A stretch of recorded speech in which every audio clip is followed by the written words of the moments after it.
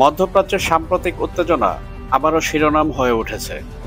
ইয়েমেনের হুতি আন্দোলন সরাসরি ইসরায়েলের বিরুদ্ধে প্রস্তুতি নিচ্ছে বলে ঘোষণা দিয়েছে। এই হুঁশিয়ারি কেবল মৌখিক নয়, সামরিক প্রস্তুতি, সমুদ্রপথে, আকাশপথে এবং স্থলপথে আক্রমণ করা হবে। রাজনৈতিক এই মেসেজে নড়েচড়ে উঠেছে তেল আবিব। এদিকে হুতিদের এমন আক্রমণাত্মক হুঁশিয়ারির পরপরই ইয়েমেনের সাউদা প্রদেশে রাজি সীমান্ত জেলা লক্ষ্য করে সৌদি আরব ক্ষেপণাস্ত্র হামলা চালায়। সব মিলিয়ে মধ্যপ্রাচ্যে আবারও যুদ্ধের দামামা বেজে উঠেছে। আজকের ভিডিওতে আমরা দেখব কেন হুতিরা ইসরায়েলকে ধ্বংস করতে চায় আর কেন সৌদি আরব মুসলিম দেশের পক্ষ না নিয়ে ইসরায়েলের হয়ে কাজ করে। তাই ভিডিও শুরু থেকে শেষ পর্যন্ত আমাদের সাথেই থাকুন। ভিডিওর মূল পর্ব শুরু করার পূর্বে আপনাদের কাছে অনুরোধ থাকবে আপনারা অবশ্যই আমাদের চ্যানেলটি সাবস্ক্রাইব করবেন এবং সেই সাথে সাথে অল বেল আইকন নোটিফিকেশনটি অন করবেন এবং আমাদের ভিডিও অবশ্যই লাইক ও শেয়ার করে আমাদের সাথেই থাকবেন।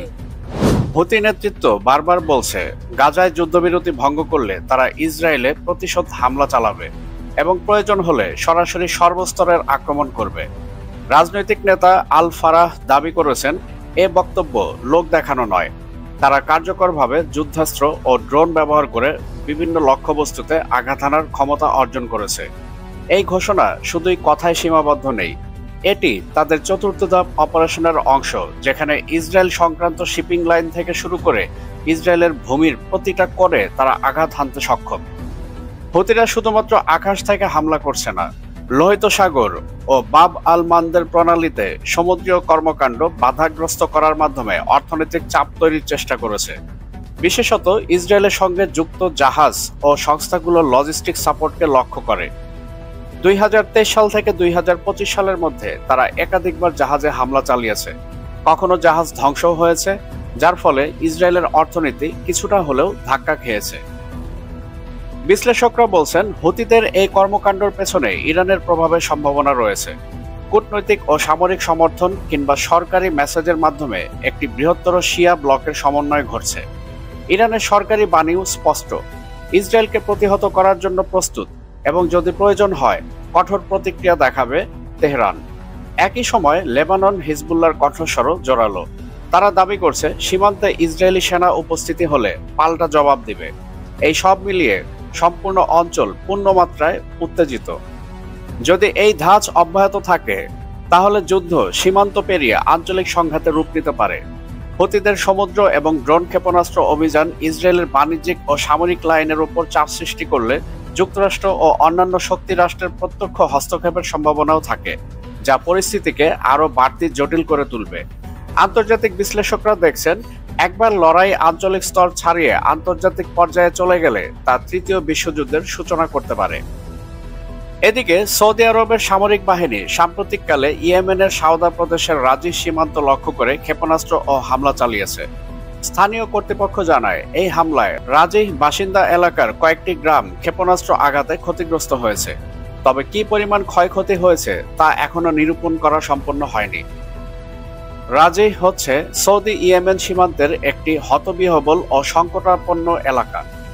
গত দশক জুড়ে সৌদি নেতৃত্বাধীন সামরিক অভিযান ও ইয়েমেনের অভ্যুত্থান অর্থাৎ আনসারুল্লাহ বাহিনী এর সংঘর্ষ এই সীমান্ত অঞ্চলকে বারবার লক্ষ্যবস্তুতে পরিণত করেছে।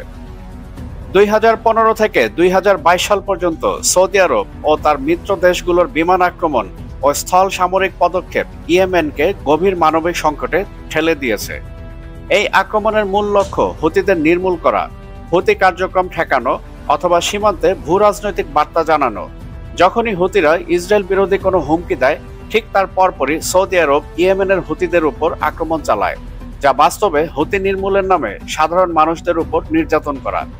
সৌদি আরবের এই আক্রমণে এই পর্যন্ত হাজার হাজার সাধারণ মানুষ প্রাণ হারিয়েছে এবং লক্ষ লক্ষ মানুষ গৃহহীন হয়েছে।